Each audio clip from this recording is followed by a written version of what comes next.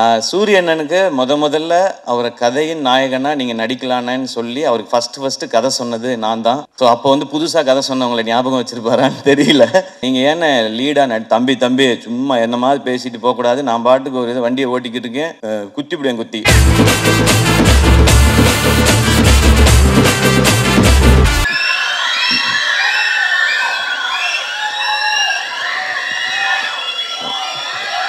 மேடையில் இருக்க பெரியவங்க, நண்பர்கள் எல்லாருக்கும் வணக்கம். அண்ட் வந்திருக்கிற பத்திரிகை, தொலைக்காட்சி, இணையதள நண்பர்கள், ஃபோட்டோகிராஃபர்ஸ், கேமராமேன் எல்லாருக்கும் வணக்கம். அண்ட் சூரியனனுடைய ரசிகர்கள் எல்லாருக்கும் என்னுடைய வணக்கம்.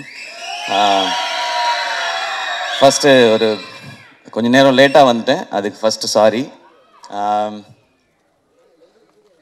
எங்கேருந்து ஆரம்பிக்கணும்னு தெரியல, ஏன்னா இந்த படத்தில் எனக்கு பிடிச்சவங்க, நெருக்கமானவங்க நிறைய பேர் இருக்கிறாங்க. நான் முதல்ல இந்த படத்துடைய ட்ரெய்லர் பற்றி சொல்லிடுறேன். ஒரு சாலிட் ஆக்ஷன் ஃபிலிமுக்கான எல்லாமே இருக்கிற ஒரு ட்ரெய்லராக இருந்துச்சு அது. இந்த படம் இதையே தான் டெலிவர் பண்ணோம் அப்படின்னு நான் நம்புகிறேன். அண்ட் துரை செந்தில் அண்ணன், என்னுடைய எதிர்நீச்சல் காக்கி சட்டை படத்தின் இயக்குனர், அவர் ஸ்பாட்டில் எல்லாரும் சொன்னது அப்படி தான், எப்போவுமே சிரிச்சுட்டே அந்த ஸ்மைலோடே தான் இருப்பார். திட்டணுன்னா கூட அதிகபட்சம் சிரிச்சுட்டே ஏன் இப்படி பண்ணீங்க அப்படின்னு கேட்பார். தப்பு பண்ணவனுக்கே ஒரு டவுட்டாக இருக்கும், இருந்தாலும் நம்மளை கலாய்க்கிறாரா இல்லை திட்ட தான் செய்கிறாரா என்ன அப்படின்னு சொல்லி. அவ்வளோ ஒரு ஸ்வீட்டான மனிதர். ஸோ அவர் இந்த படம் ஒரு பெர்ஃபெக்டான டைட்டிலோட, ஒரு அருமையான ஒரு களத்தோடு வருது. அவருக்கு இன்னும் ஒரு வெற்றி படமாக இந்த படம் இருக்கட்டும். ஏன்னா அவர் என்னை முதல் முறை மீட் பண்ணி அவர் எனக்கான கதை சொல்லும்போதே நான் என்ன நினச்சேன்னு தெரியல, என்கிட்ட இருந்த ஒரு கதையை சொன்னேன். நான் முன்னாடி அசிஸ்டன்ட் டைரக்டராக ஒர்க் பண்ணதுனால அந்த டைம்லாம் இருக்கல. ஸோ எப்போ அவர் எனக்கு கதை சொல்ல வந்தாலும் நான் ஒரு கதையை அவர்கிட்ட சொல்லுவேன். இப்படி தான் எங்களோட ரிலேஷன். அது ஏன்னு அவர்கிட்ட மட்டும்தான் நான் வேறு யார்ட்டையும் அப்படி சொல்லியிருக்கேனான்றது தெரியல. அவ்வளோ ஒரு கம்ஃபர்ட் இருக்கும். வடிவுக்கரசி அம்மா சொன்ன மாதிரி எப்போவுமே எல்லாரையுமே சந்தோஷமாக கரெக்டாக அவங்கள வச்சுக்கிறதுல அவர் அடிச்சிக்கவே முடியாதுன்னு நினைக்கிறேன். எனக்கு அவரோட ஒர்க் பண்ணது ஒரு நல்ல அனுபவம். இந்த வெற்றி இன்னும் அவர் அடுத்த கட்டத்துக்கு கொண்டு போட்டோம். வாழ்த்துக்கள்ண்ணே. அண்ட் குமார்ண்ண, அவர் வந்து வருத்தப்படா வாலிபர் சங்கமில் எனக்கு பழக்கம். அப்போ அவர் ஒர்க் பண்ணார், ப்ரொடக்ஷன் எக்ஸிக்யூட்டிவாக ஒர்க் பண்ணார். விட மாட்டார், எல்லாரையும் ட்ரில்லு வாங்குவார், சீக்கிரம் வேலையை முடிக்கணும், டைம் வேஸ்ட் பண்ண விட மாட்டார், காசு வேஸ்ட் பண்ண விட மாட்டார். ஸோ வேற ஒருத்தர் காசு போட்டாலே அப்படி இருக்கிற ஒருத்தர் அவர் காசு போட்டால் எப்படி இருப்பாருன்னு நீங்கள் நினச்சிக்கோங்க. எனக்கு தெரிஞ்ச ப்ரொடியூசராக இல்லாமல் அங்கேயுமே வந்து ஒரு ப்ரொடக்ஷன் எக்ஸிக்யூட்டிவாக தான் பிஹேவ் பண்ணியிருப்பாருன்னு நினைக்கிறேன். ஏன்னா யாராவது வந்து டப்புன்னு சம்பளம் கேட்டுருவாங்களோ அப்படின்றதுனால சீக்கிரம் முடிக்கலையா அப்படின்னு அந்த கோவமான ஒரு ஃபேஸ் ஒன்று வச்சுப்பார். அண்ட் நான் அவர் நிறைய டைம் பார்த்துருக்கேன். சூரியனை வந்து இறக்கி விட்டு போவார் அவர் வீட்டுக்கிட்ட. நான் இங்கேருந்து அப்படியே நடந்தே போய்க்கிறேன் அப்படின்வாரு. சரி, வீடு வந்து ஏதோ குட்டியாக இருக்கும் போல், நம்மலாம் வர்றதுக்காக யோசிக்கிறாரு அப்படின்னு பார்த்தா அப்புறம் தான் சூரியன், தம்பி ஏகப்பட்டது வச்சுருக்கேன் தம்பி, சண்டால 4-5 வீடு வச்சுருக்கேன், நம்மள்ட்ட சொல்ல மாட்டான் அப்படின்னு சொல்லி சொல்லுவார். ஸோ அவர் அப்போயே ப்ரொடியூசருக்கு தேவையான எல்லா வேலையும் அப்போயே செஞ்சுட்டு வந்துட்டார் கரெக்டாக. இந்த படம் அவருக்கு இன்னும் நிறைய லாபத்தை கொடுக்கட்டும். ஏன்னா ப்ரொடியூசருக்கு இன்றைக்கி தேவை அதுதான். ஏன்னா அது கொடுத்தா நிச்சயமாக அவர் இன்னும் நிறையா படங்கள் பண்ணுவார். அண்ட் சூரியனை வச்சு இன்னும் நிறையா படங்கள் அது பண்ணி தான் ஆகணும், வேறு வழி கிடையாது. இவரும் அவருக்கு பண்ணி தான் ஆகணும், அவரே இவருக்கு பண்ணி தான் ஆகணும். ஸோ இந்த படம் இன்னும் பெரிய வெற்றி அடையட்டும். அண்ட் இதை டிஸ்ட்ரிபியூட் பண்ணுற 5 ஸ்டார் செந்தில் சார், உங்களுக்கும் வாழ்த்துக்கள் சார். இந்த படமும் உங்களுக்கு ஒரு வெற்றி படமாக அமையட்டும் சார், வாழ்த்துக்கள். அண்ட் இந்த படத்தில் ஒர்க் பண்ண டெக்னீஷியன்ஸ் எல்லாருக்கும் விஷஸ். ஏன்னா ஒரு சாலிட் கண்டென்ட்டாக இருக்குது அப்படின்னா டெக்னிக்கல் டிபார்ட்மெண்ட் ரொம்ப ஸ்ட்ராங்காக வேலை பார்த்துருக்காங்கன்னு அர்த்தம். அண்ட் இப்போ நான் சூரியனை பற்றி பேசிடுறேன். சூரியனை உண்மையிலே அண்ணன் தான். நான் ஜென்ரலாக இப்போ நான் திருச்சி பக்கத்துலேருந்து வந்ததுனால என்னை விட கொஞ்சம் வயசு மூத்தவங்களை பார்த்தா நான் அண்ணன் பேசி பழக்கம். எனக்கு அது சேனலில் இருக்கும் பொழுதுமே அப்படி தான், எல்லாரையும் அண்ணன் தான் கூப்பிடுவேன். அது வந்து ஒரு மரியாதை, இந்த ரெஸ்பெக்ட்டுக்காக. பட் சூரியன் எப்போவுமே ஆத்மார்த்தமாக நான் அண்ணன் தான் கூப்பிடுவேன், அவரும் என்ன ஆத்மார்த்தமாக தம்பின்னு தான் கூப்பிடுவார். இது வந்து சினிமா நட்பு அதெல்லாம் தாண்டின ஒன்று, அது எல்லாருக்குமே தெரிஞ்சது தான், அதை நான் தனியாக சொல்ல தேவையில்லை. சூரியண்ணனுக்கு முதல்ல அவரை கதையின் நாயகனாக நீங்கள் நடிக்கலான்னு சொல்லி அவருக்கு ஃபஸ்ட்டு கதை சொன்னது நான் தான். அவருக்கு ஞாபகம் இருக்கான்னு தெரியல, ஏன்னா இப்போ பெரிய பெரிய டைரக்டர்ஸோட ஒர்க் பண்ணுறாரு. ஸோ அப்போ வந்து புதுசாக கதை சொன்னவங்களை ஞாபகம் வச்சுருப்பாரான்னு தெரியல. சீமராஜா ஷூட்டிங் அப்போது ஒரு டைம் கேப் இருந்தது. நீங்கள் ஏன்னு லீடாக தம்பி சும்மா என்ன மாதிரி பேசிட்டு போகக்கூடாது, நான் பாட்டுக்கு ஒரு வண்டியை ஓட்டிக்கிட்டு இருக்கேன், குத்திவிடுவேன் குத்தி அப்படின்னு தான் சொன்னார் ஃபர்ஸ்ட். இல்லைண்ணே, இந்த மாதிரி ஒரு கதை பண்ணுங்கண்ணே, ஒரு கதையில் ஒரு அழகான கேரக்டராக எடுத்து நீங்கள் பிரதானமாக வர மாதிரி பண்ணுங்கன்னு ஒரு கதை சொல்லி சொன்னேன். அப்போல்லாம் தம்பி சும்மா தம்பி, நமக்கு ஏதோ ஒன்று போயிட்டுருக்கு தம்பின்னு சொல்லிக்கிட்டே இருந்தவர் ஒரு நாள் சைலண்ட்டாக வந்தார். வந்து தம்பி ஒன்று நடந்துச்சு தம்பி, உங்கள்கிட்ட சொல்லணும் தம்பி அப்படின்னாரு. என்னண்ணே நான் ஏதோ பிரச்சனை போல் அப்படின்னு நினச்சேன். சரி நேரில் வாங்கினேன் அப்படின்னா, தம்பி அதான் தம்பி வெட்டு என்ன கூப்பிட்டாரு தம்பி அப்படின்னா, அண்ணா சூப்பர்ண்ணே, என்னண்ணே என்ன படம்ண்ணே, அதான் தம்பி நம்மளை ஒரு இதாக வச்சு அப்படி ஒரு படம். அண்ணா என்னண்ணே சொல்கிறீங்க சூப்பர்ண்ணே அப்படின்னு. தம்பி நமக்கு தான் கொஞ்சம் பதட்டமாக இருக்குது தம்பி, அண்ணன் சூப்பரு, ஆனால் வந்து எப்படி தம்பினாரு. அண்ணா கண்ணை மூடிட்டு போய் அவர் சொல்கிறத கேட்டு நடிச்சுட்டு வந்துருங்கண்ணே, உங்களோட டைமென்ஷனே மாற்றி விடுவார் தம்பி. அவர் அந்த படம் பண்ணிடுவேன் தம்பி, அதுக்கப்புறம் என்ன செய்யறது தம்பி, யாரும் கூப்பிடாம விட்டான், ஏன்னா நான் என்ன பண்ணுறேன்.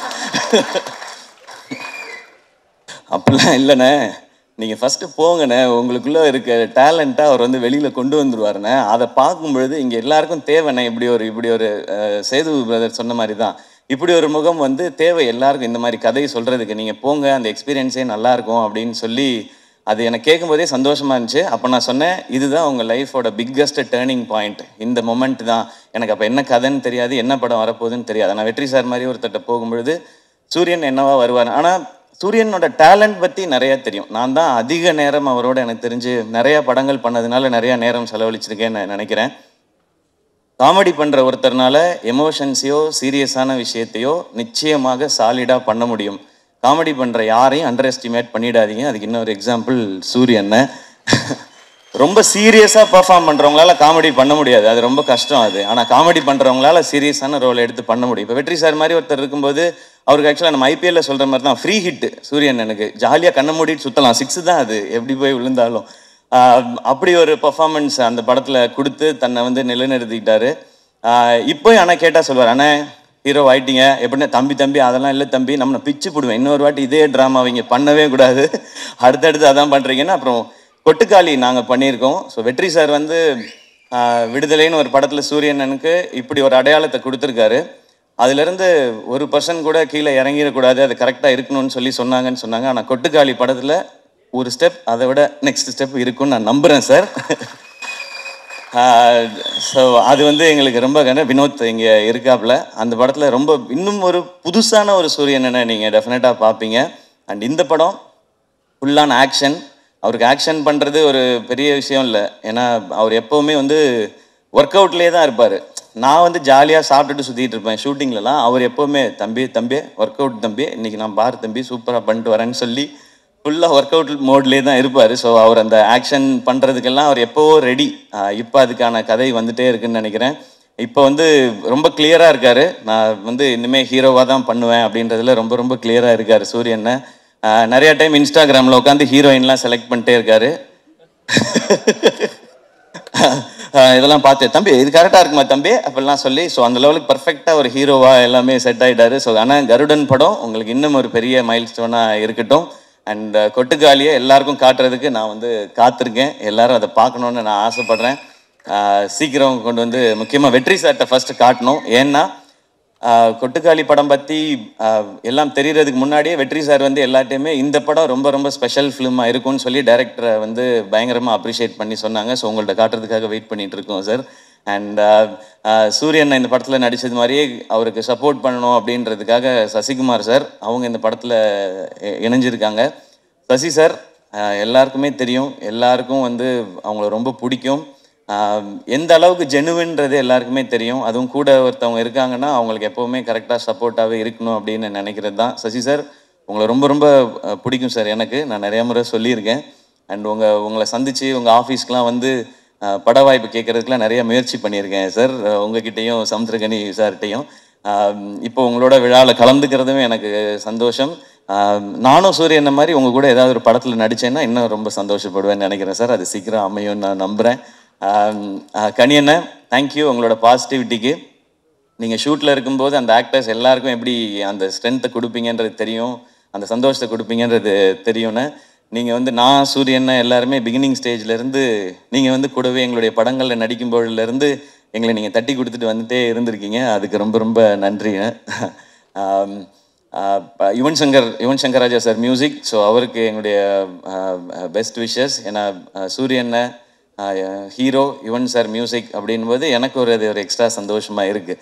ஸோ இந்த படத்தில் ஒர்க் பண்ண நடித்த எல்லாருக்கும் ஒரு ஸ்பெஷலான ஃபிலிமாக அமையட்டும். இந்த படம் May 31 ரிலீஸ் இல்லைண்ணே? ஓகே, May 31 ரிலீஸ் ஆகுது. தேட்டரில் வந்து பாருங்கள். எல்லாருக்கும் பிடிக்கிற ஒரு சாலிட் ஒரு ரூரல் என்டர்டெய்னராக ஒரு கமர்ஷியல் என்டர்டெய்னராக நிச்சயமாக இருக்கும். அண்ட் வடிவுகரசியமாக நிச்சயமாக எனக்கும் உங்களோட நடிக்கணுன்ற ஆசை நிறையவே இருக்குது. ஆனால் அது ஏதோ சின்னதாக பண்ணிடக்கூடாது. இது நான் மேடைக்காக சொல்லவே இல்லை. நான் லாஸ்ட் டைம் உங்கள்கிட்ட ஃபோனில் பேசும்போது சொன்னது தான். உங்களோட இன்டர்வியூ பார்த்துட்டு இப்போ நீங்கள் இவ்வளோ சொன்னதுக்கு அப்புறம் ஒரு ரோல் அது இருக்குன்னா அது உண்மையிலே அது ஸ்பெஷலாக இருந்து உங்களை கூப்பிட்டு அது கொடுத்தா தான் உங்களுக்கும் உங்களுடைய எக்ஸ்பீரியன்ஸ்க்கும் உங்களுடைய டேலண்ட்டுக்கும் நாங்கள் கொடுக்குற ரெஸ்பெக்டாக இருக்கும்னு நான் நினைக்கிறேன். ஆல்வேஸ் லவ் யூமா ஃபார் யர் ஜெனுவினிட்டி. நீங்கள் இவ்வளோ பெரிய எக்ஸ்பீரியன்ஸில் இருந்துட்டு இந்த பசங்கள்லாம் சின்ன பசங்க தானே அப்படிலாம் யோசிக்காமல் நீங்கள் அவ்வளோ அன்பாக இருக்கீங்க. இது உங்கள்கிட்ட இருந்து நாங்கள் கற்றுக்க வேண்டிய குவாலிட்டின்னு நினைக்கிறேன். So once again thank you. இந்த விழா கூப்பிட்ட எல்லாருக்கும் என்னுடைய நன்றி. கருடன் மிகப்பெரிய வெற்றி அடையட்டும். நன்றி. Love you.